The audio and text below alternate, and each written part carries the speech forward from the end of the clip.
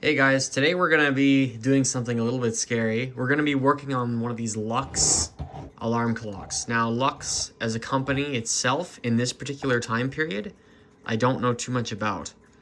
By this stage in the game, the Robert Shaw... Oh, what corporation is that? There's more to Robert Shaw than meets the eye. I think they were building thermostats and stuff like that. There was some sort of industrial equipment firm that was related to HVAC somehow, and they bought the Lux Clock Company in, my guess is the 40s. This clock here looks like it's from the mid-1950s. We're going to try and service this. It is running when you wind it, but, you know, it could use a service. It might be totally the worst crap we've ever seen on this channel. Who knows? Let's see. Robert Shaw Controls Company. There we go. That's what we want. They made all kinds of different devices, and they bought the Lux Time division there. Lebanon, Tennessee, USA. Interesting. I'm kind of surprised, like, that this bald eagle design was sold here in Canada. That's kind of interesting. This may have been brought over from the States. I don't know, but something that patriotic, I don't think would have ever really been a big hit over here. Unless someone brought it over, but yeah. Anyway, this is very kind of similarly put together versus Westclock's Style 66 stuff where you've got a pressed-on bezel. We're going to try and take a screwdriver and a hammer and chisel that off. That's my best suggestion. And then we'll see what we see once we get in here. I know the movement is probably held together with tabs, is my guess. What really intimidates me are these knobs. How are these going to come off? That one right there really seems like it doesn't want to come off. We might have to actually take off the finger. You'll see what I'm talking about, but there should be a cam on the other side of this shaft for the alarm, and that cam or finger or whatever it's going to be, that might have to come off, because I don't know if we're going to get that knob off. We'll see what happens. Worst case scenario, I take this to the NAWCC and let them have it. Change of plans, kids. This bezel is probably not pressed on, but the outer ring of this bezel, inside there is a lip, and it is bent over this dial pan here. So if you try and pull this bezel off, you're pulling the whole dial pan forward. My guess is that somehow it comes out like this. You take the nuts off and then you pull her out. But we'll see what we come up with. And everything is more or less just as I suspected. That's what I was talking about with that bezel there. You can see those tabs bent around. There's our movement. And this whole setup here scares me. Let's see what's going on that other side. There looks to be a cam over there. Again, I very highly doubt that comes off. Ingram has a very similar setup with their alarm clocks and the alarm mechanism and the way the tension works on this to have the clock run but not reset its alarm. Yeah, that whole thing, I doubt that comes apart. It's got to come apart on the front there somehow. But we'll see. We shall see what happens here. I'm not going to completely push the panic button or something, but yeah, it's quite the situation we've got here. I see why some people hate working on these things. They really are. I mean, alarm clocks are kind of cheap, just by and large, but I mean, this is a really special example of such an occurrence. There's our alarm mechanism there with our hammer for hitting the bells. And there's our fully wound up mainspring, which of course this movement is too dirty to run, so it's not going to do anything. And I guess we'll figure out what comes next from here.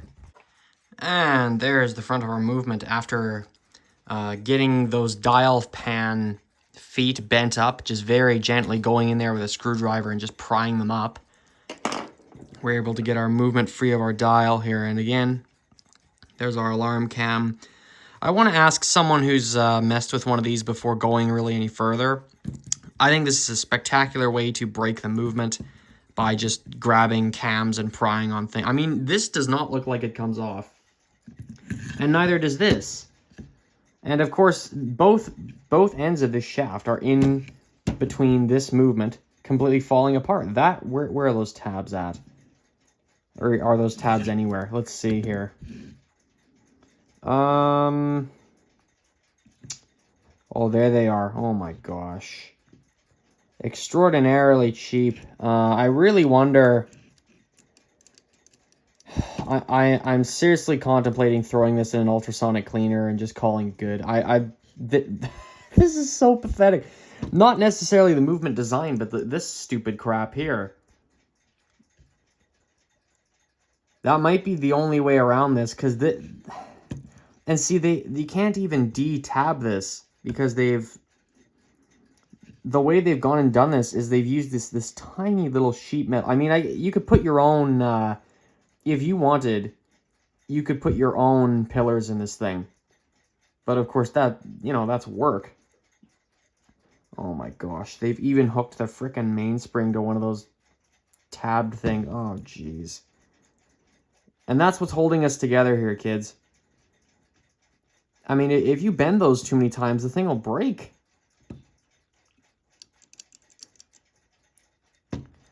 We might have to seriously use evasive action here and just throw the thing in an ultrasonic cleaner. We're going to get that spring unwound, though. Or at least try to get that thing unwound. I'm going to probably dab some oil on this. And get that stupid mainspring unwound. Yeah, that sucks. That really does. I like trying to save these as best as I can, but if the thing won't even screw and unscrew, if it won't fit together like a Meccano set or like an erector set, then we're really in trouble. With one like this, yeah. I mean, there's not much to lose here because the thing already isn't working. So, yeah, we'll try that. I know most of you would probably just dab oil on this thing and just say, out the hell with it. That will damage the pivots in the long run, and then some other poor idiot's gonna have to come in here.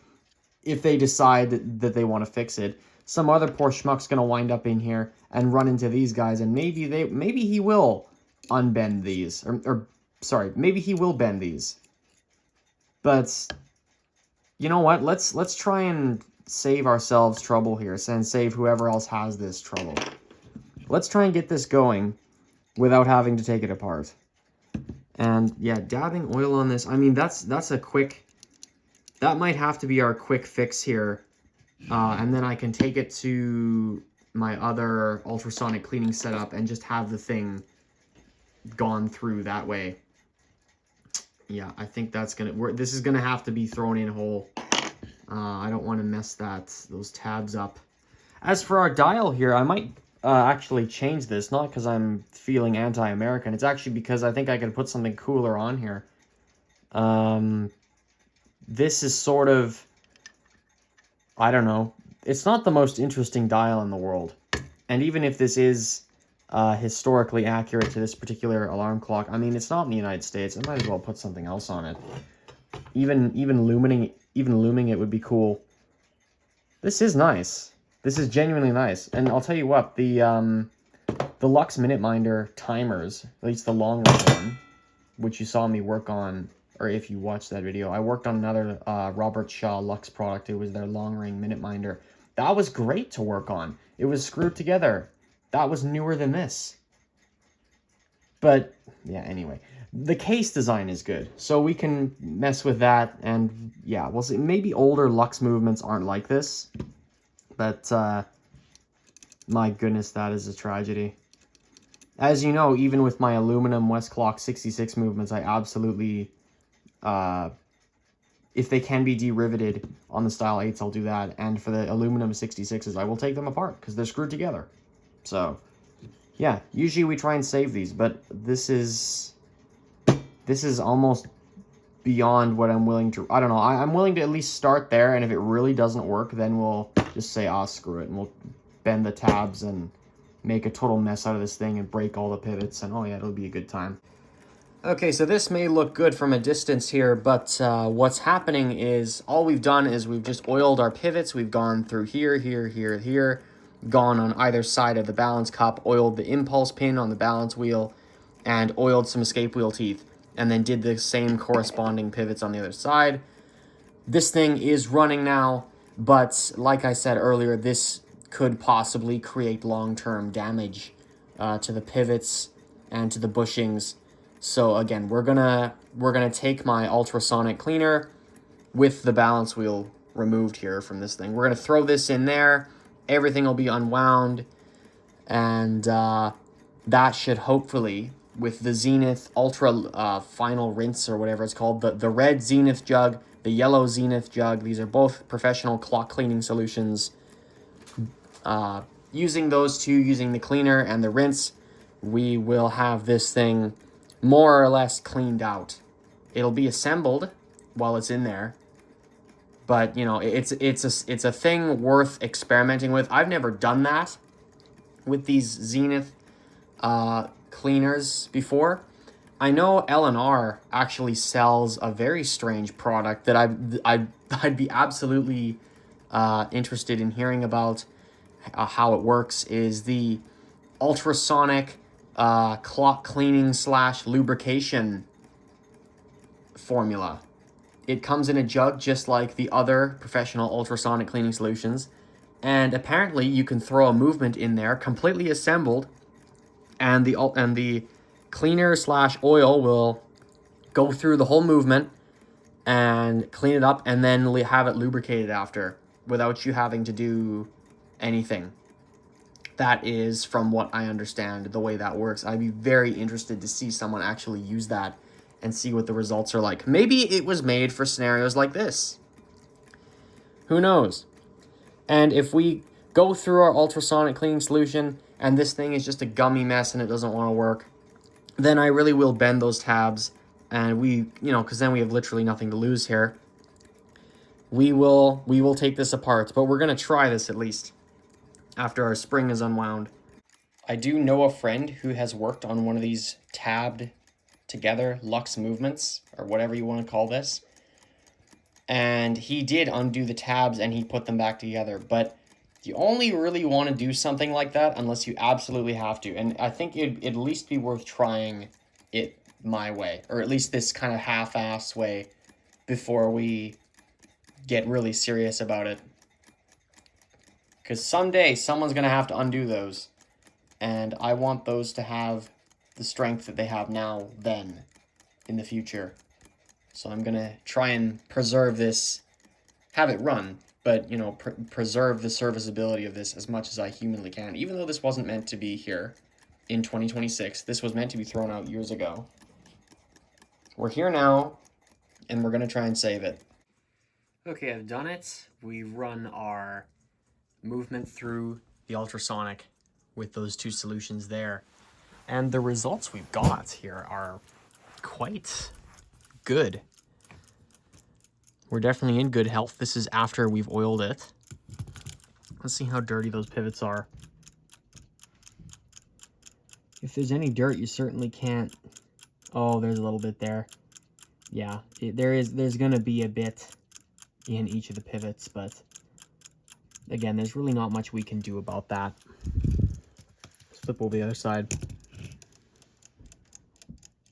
Yeah, that's why you take these apart right there. But for what we got and for what we did, I'm okay with this. We'll leave this alone. This thing was only in the ultrasonic for 12 minutes, I think. So 12 plus 12, 24, that was 12 minutes of cleaning and 12 minutes of rinsing.